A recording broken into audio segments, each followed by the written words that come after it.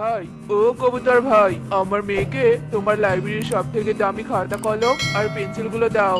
আমার মেয়ে কুহুকে আমি এই বনের সব থেকে বড় স্কুলে ভর্তি করিয়ে দিব। আর আমার মেয়ে ছাড়া কোনো গরিব বাচ্চাই ওই স্কুলে ভর্তি হতে পারবে না। আর পারবে কি করে? আমার মতো টাকা তো আর কোনো পাখিরই নেই।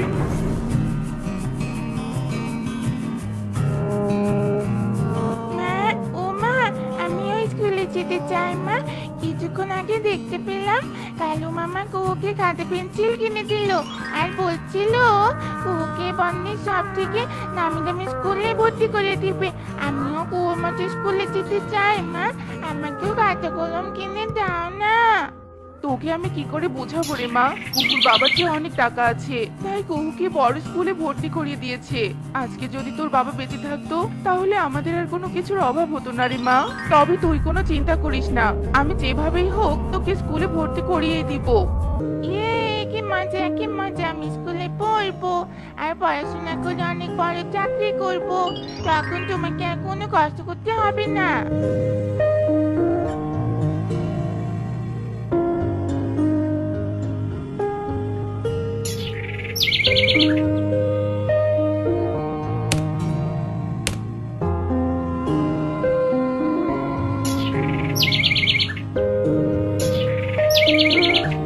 আরে আরে, টুনি ওর মেয়েকে এই স্কুলে ভর্তি করাতে এসেছে। কিন্তু এই স্কুলে ভর্তি করাতে হলে তো টুনিকে অনেক টাকা ফি জমা দিতে হবে। আর টুনি এত টাকা পাবে কোথায়? আর ফি দিতে না পারলে টুনি ও তার মেয়েকে স্কুল থেকে বের করে দিব। এ কি টুনি, তুই তোর মেয়েকে এখানে ভর্তি করাতে এসেছিস? এসেছিস ভালো কথা। জেনে নিয়েছিস তো এই স্কুলে ভর্তি হতে কত টাকা লাগে?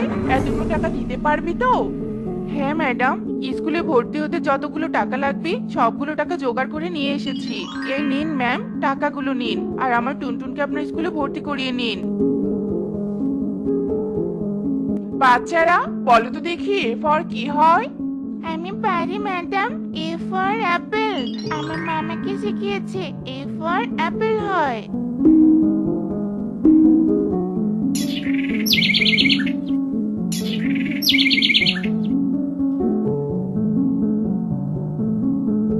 একে কুহু, তুমি ম্যাডামের সিটে বসেছো কেন? আমার মামাকে শিখিয়েছে ম্যাডামের সিটে বসলে ম্যাডামের অসম্মান করা হয়। এই চুপ কর তো। গরিবের মেয়ে হয়ে তুই আমাকে জ্ঞান দিচ্ছিস? এটা আমার মায়ের সিট। আমার যখন ইচ্ছে আমি তখন এই সিটে বসবো। তুই কি রে? শালা কুহু, টুনটুন ঠিক কথাই বলেছে। বাড়িতে থাকলে ম্যাডামকে তুমি মা বলে সম্মান করতে পারো, কিন্তু স্কুলে মাকে ম্যামের মতো সম্মান করতে হবে। এ কি মা, কি হয়েছে তোর? তুই এভাবে কাঁদছিস কেন? বল আমাকে, কে তোকে মেরেছে? এরপর কুহু কাকুলিকে সব কথা খুলে বলে আর কাকুলি টুনটুন ও পারুলকে লাঠি দিয়ে মারতে থাকে। আরে আরে, এ কি কাণ্ড!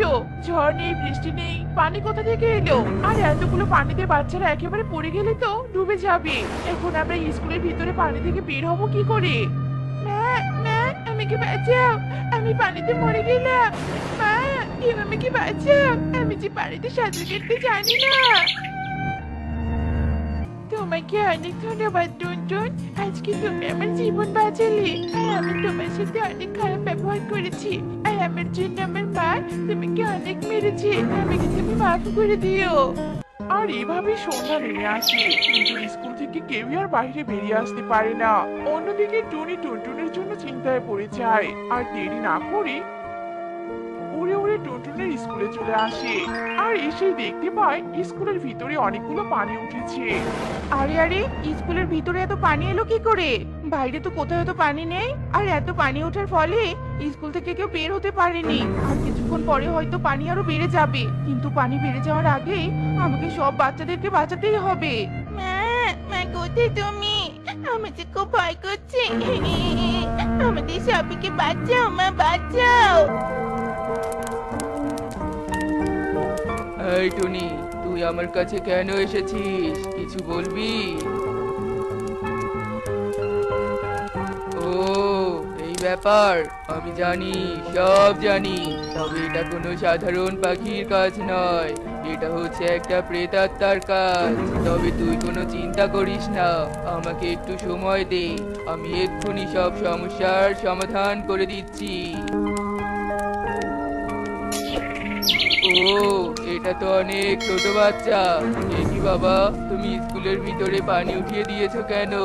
স্কুলের উপর তোমার কিসের এত রাগ? শুনবে, শুনো তবে, আমি ছোটবেলা থেকে স্কুলে পড়াশোনা করা পছন্দ করতাম না, আর তাই স্কুলে একেবারে আসতে চাইতাম না। এজন্য আমার মা আমাকে অনেক মারে, মারতে মারতে এক সময় একেবারেই মেরে ফেলে। তাই আমি কোনো বাচ্চাকে স্কুলে পড়তে দিব না, সব কিছু ভেঙে চুরমার করে ফেলবো। না সোনা, এমন করতে হয় না।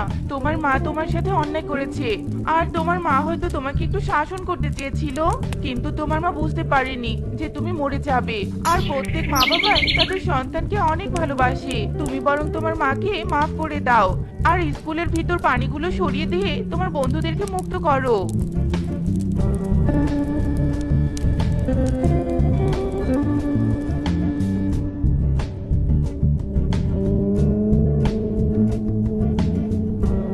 শোনো কালু সেনাপতি, আমার বউয়ের বড্ড শখ হয়েছে।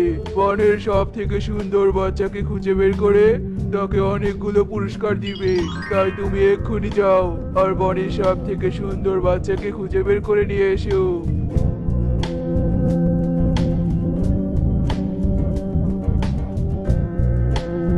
এই বনে আমার মেয়েই তো সব থেকে সুন্দর, আর কারোর নেই। আর রাজামশাই তো বুঝতেই পারবে না যে এই বনে সুন্দর বাচ্চা আছে কিনা। হ্যাঁ হ্যাঁ, আমি বরং এখন বাড়িতে গিয়ে আমার কুকুরকেই রাজামশাইয়ের কাছে নিয়ে যাই।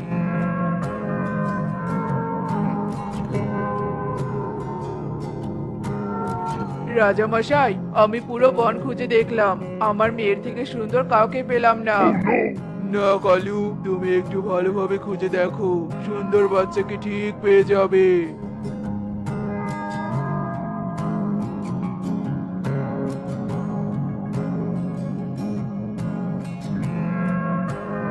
দেখো কাকুলি, রাজামশাই বলেছে বনের সব থেকে সুন্দর বাচ্চাকে খুঁজে বের করে নিয়ে যেতে, কিন্তু বনের কার মেয়ে সুন্দর হতে পারে বলো তো? আমার মনে হয় টুনির মেয়ে টুনটুন বনের সব থেকে সুন্দর বাচ্চা। তুমি বরং টুনটুনকেই সঙ্গে করে নিয়ে যাও, তাহলে রাজামশাই টুনটুনকে দেখে অনেক খুশি হবে, আর খুশি হয়ে তোমাকে অনেক অনেক মোহর দিবে, বুঝেছো?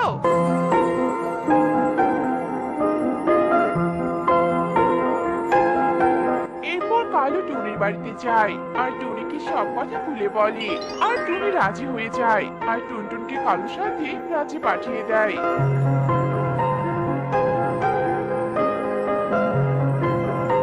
আর তোতা রাজা ও রানী মিষ্টি দিয়ে টুনটুনকে দেখে অনেক খুশি হয় আর টুনটুনকে অনেকগুলো সোনার মোহর উপহার দেয়। একে কি মহারাজ, আমি সারাদিন কষ্ট করে আপনার রানীর শখ পূরণ করতে বনের সব থেকে সুন্দর বাচ্চা টুনটুনকে খুঁজে বের করে নিয়ে এলাম, আর আপনি কি না সব মোহর টুনটুনকেই দিচ্ছেন আর আমাকে কিছুই দিলেন না? এটা আপনার কেমন বিচার মহারাজ? ওহো সেনাপতি, রাগ করছো কেন? তোমার জন্য উপহার আছে, এই নাও তোমার মোহর। এত কষ্ট করে যাওয়া আসা করলাম আমি, আর টুনি ও টুনটুন বাড়িতে বসে থেকে মোহর পেয়ে গেল, আর এতগুলো মোহর পেলো যে এখন তারা অনেকদিন বসে বসে খেতে পারবে, কিন্তু আমি টুনির এত সুখ কিছুতেই সহ্য করব না।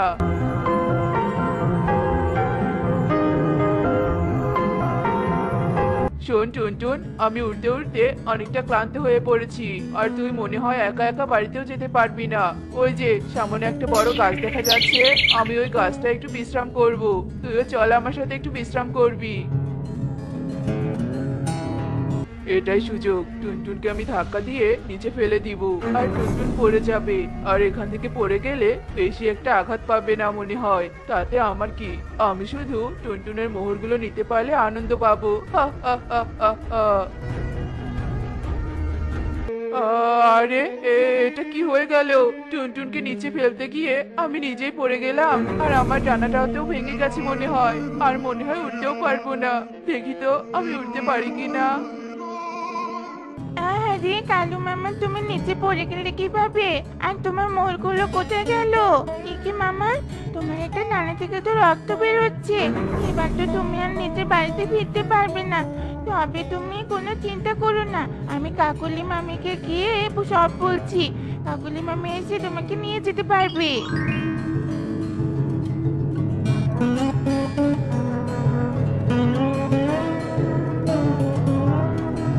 এ কি, তোমার কি হয়েছে? পড়ে গেলে কিভাবে তুমি? এরপর কালু কাকুলিকে সব কথা খুলে বলে। এই জন্য আমি তোমাকে বারবার বলেছি যে অন্যের ক্ষতি করতে চাইলে নিজেরই ক্ষতি হয়। শেষে টুনটুনের মোহরের উপর লোভ করে নিজের মোহরগুলো হারিয়ে ফেললে। হ্যাঁ কাকুলি, বেশি লোভ করার ফল আমি পেয়েছি।